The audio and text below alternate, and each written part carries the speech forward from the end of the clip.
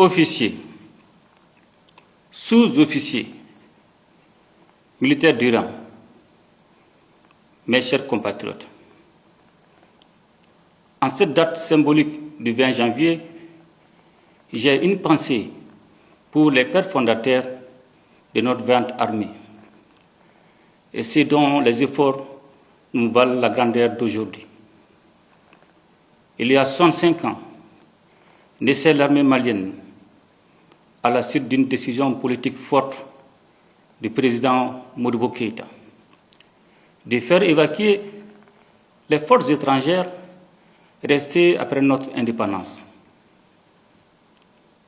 Cette date anniversaire demeure donc un moment de communion entre le peuple et son armée.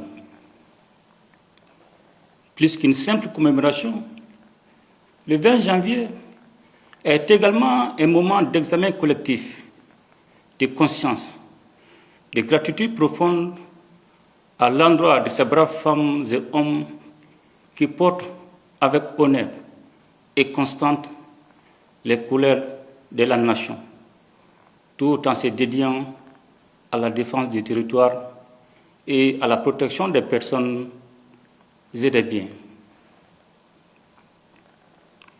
J'ai saisi cette occasion pour m'incliner solennellement devant la mémoire des soldats tombés au champ d'honneur, à leurs familles.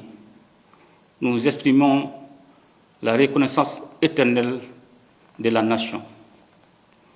Aux blessés, je souhaite un prompt rétablissement. Officiers, sous-officiers, militaires du rang, mes chers compatriotes, il me plaît de rappeler ici que l'armée continue d'encourager des succès sur les différentes théâtres d'opération. En effet, les réformes indispensables engagées au profit des forces armées et de sécurité nous ont permis de disposer d'une armée aguerrie et professionnelle, avec des capacités opérationnelles nettement améliorées.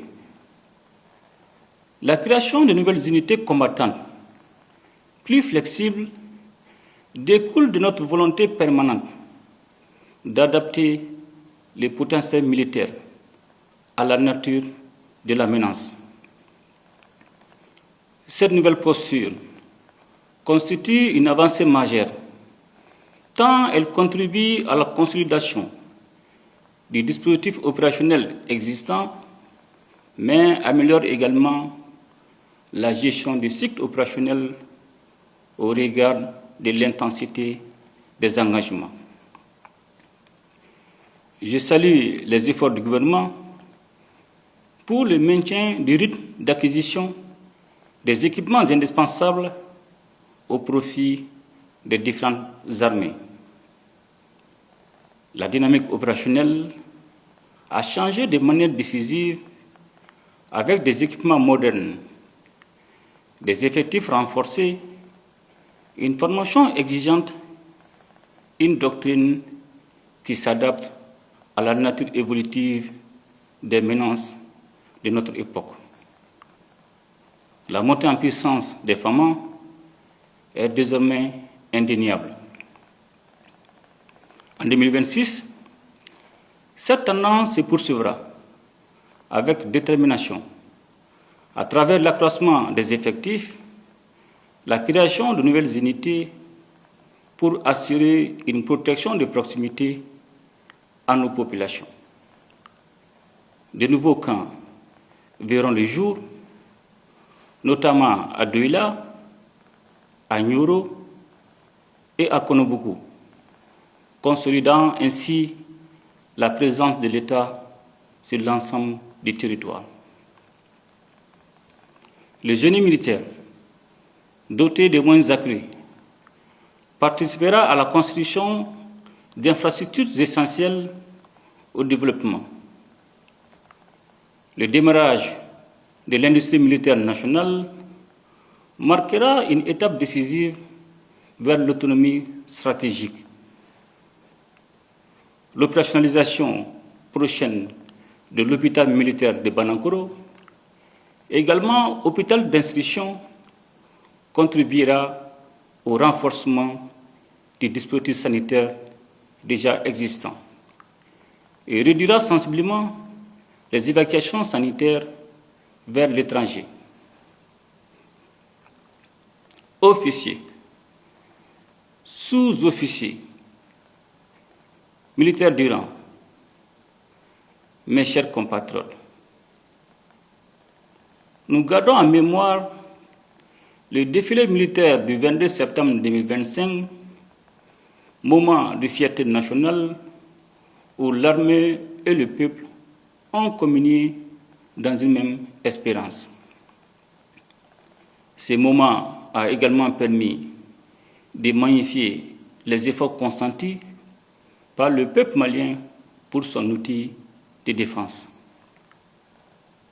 Sur le terrain, les résultats sont éloquents.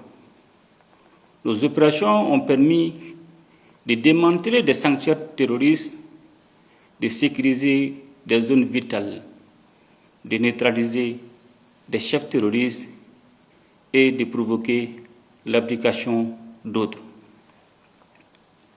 Dans ce cadre, et conformément aux exigences de notre contexte, la poursuite du plan Dugoukouloko demeure une priorité, avec le redéploiement d'efforts sur l'ensemble du territoire national et la conduite avec détermination et professionnalisme des opérations majeures qui en découlent, notamment que les TIGI pour la recherche et la destruction des sanctuaires terroristes. L'opération Dugoukouloko a enregistré des succès majeurs, favorisant le retour progressif des services sociaux de base dans les zones libérées. Je voudrais ici adresser à nos forces armées et de sécurité mes vives félicitations et leur témoigner la reconnaissance de la nation pour la sécurisation exemplaire de la bien-être artistique et culturelle et pour leur contribution au succès de la deuxième session du Collège des chefs d'État de l'AES, ainsi que la protection héroïque des convois de ravitaillement en carburant, assurant la résilience de notre économie face aux tentatives d'asphyxie. Leur bravoure honore la nation et porte les germes d'un lendemain meilleur pour notre pays. Je note avec satisfaction la conduite par les forces armées et de sécurité des activités civilo-militaires en faveur des populations à l'occasion des engagements. Officiers, sous-officiers, militaires de rang, mes chers compatriotes, nous ne sommes plus dans une guerre classique, nous faisons face à une guerre hybride, mouvante, insidieuse, qui épouse les contours de la géopolitique mondiale et les intérêts cyniques des sponsors étatiques. Les groupes terroristes, avec l'appui de ces sponsors, ont changé de mode opératoire. Leur objectif est désormais de viser nos infrastructures stratégiques et d'étouffer notre économie. La bataille ne se passe plus uniquement sur le terrain militaire, elle se joue aussi dans les esprits. La désinformation, la manipulation, les campagnes de démoralisation sont devenues des armes transformant de fait le champ informationnel en un véritable théâtre d'opération. Face à cette nouvelle donne, notre armée s'est adaptée. Elle a renforcé son dispositif de communication en modernisant ses méthodes. Le renforcement des capacités de nos forces armées ne se limite pas à l'acquisition d'équipements. Il répond à une vision politique globale, celle d'un Mali fort, stable et souverain.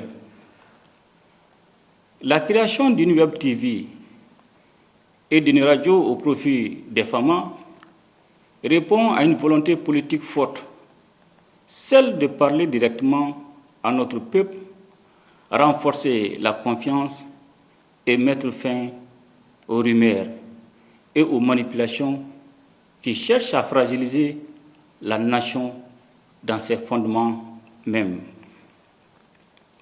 Et j'exhorte par la même occasion tous les acteurs impliqués dans la bataille informationnelle à redoubler d'efforts et de vigilance face à la désinformation et à la manipulation.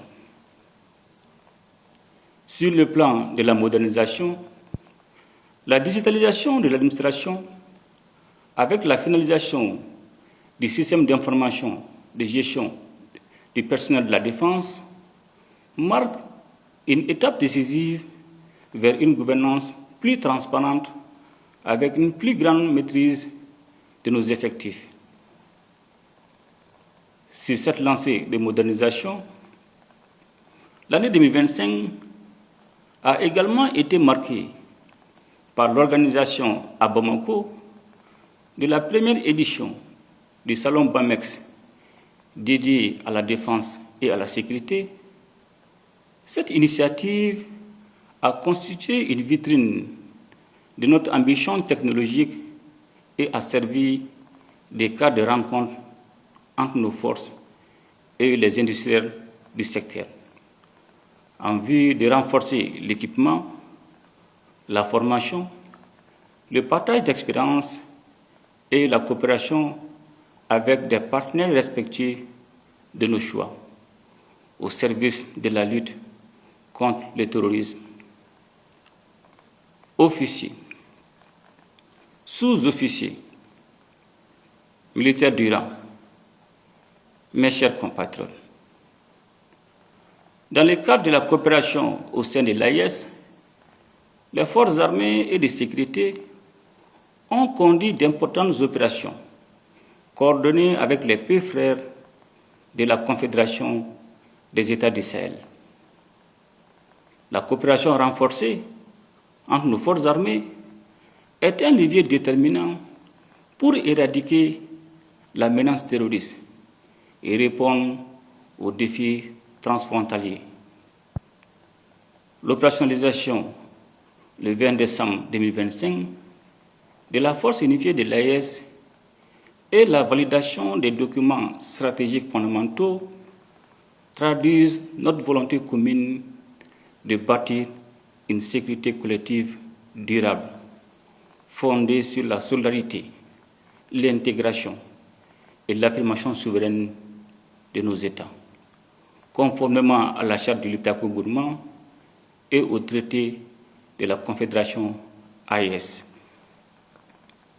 À nos soldats, où qu'ils se trouvent, sachez que vous êtes les gardiens de la patrie. La nation vous regarde. La nation croit en vous. La nation compte sur vous. Elle vous sera toujours reconnaissante. Tout coup porté à l'ennemi, chaque victoire remportée est une lueur d'espoir dans la marche glorieuse de notre pays vers un avenir sûr et une lumière sur le chemin de la pacification totale du pays.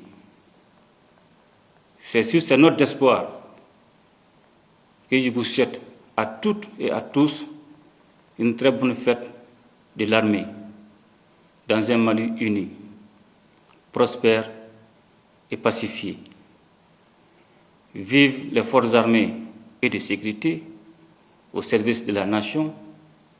Ensemble, nous ferons le Mali Koura. Qu'Allah bénisse le Mali et protège les Maliens. Je vous remercie.